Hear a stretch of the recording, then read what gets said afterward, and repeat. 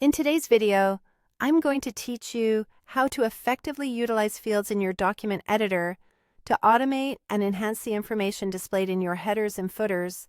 This is a great way to save time and ensure accuracy across your documents. By the end of this tutorial, you'll be able to insert dynamic elements that will update automatically, making your documents appear more professional and polished. Let's begin by understanding what it means to open the field menu. First, you'll want to open your document editor and place your cursor at the exact spot in your document where you want to insert a field. Once your cursor is set, navigate to the top menu, find the Insert option, and click on it. In the drop-down menu, you'll notice an option labeled Field. Go ahead and click on that, then select Other. A dialog box will appear, displaying a variety of field categories for you to choose from. Now, let's cover some of the most commonly used field types, which are especially helpful for beginners. Starting with date and time, this field lets you insert the current date or time into your document. You can choose between a fixed date, which stays the same, or a variable one, which updates every time you open the document. This is particularly useful if you're working with time-sensitive documents that need daily updating. Next, we have the page number field, which automatically shows the current page number. This is often used in headers or footers to help readers keep track of their location within longer documents. Complementing this is the page count field, which tells you the total number of pages in your document. Together, these can create a simple and effective page navigation system, typically formatted as page 1 of 5. Additionally, fields like title, author, and subject allow you to display information directly pulled from your document's properties.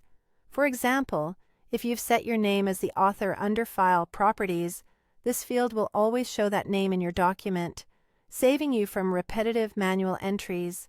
You also have custom fields, which let you define your own values. This feature is particularly great for inserting repetitive text, like a project name, across multiple sections of your document. To put it all together, let's walk through a practical example of creating a header that displays page X of Y along with today's date. First, click on Insert, then select Header and choose Default. This action will add a header to your document. Next, position your cursor inside this newly added header and go to Insert, Field, and choose Page Number. This will display the current page number, or X. Directly after this, type the word Of as normal text. Follow it by inserting another field by going to Insert, Field, and this time select Page Count to display the total number of pages, or Y. To finish up, align your cursor on the right side of the header and insert one more field by going to Insert, Field, Date. This will ensure that today's date is always displayed and accurately updated for each day the document is opened. And there you have it. By following these steps, you now have a dynamic and informative header that not only saves you time, but increases the professionalism of your document. Keep practicing, and you'll master using fields in no time.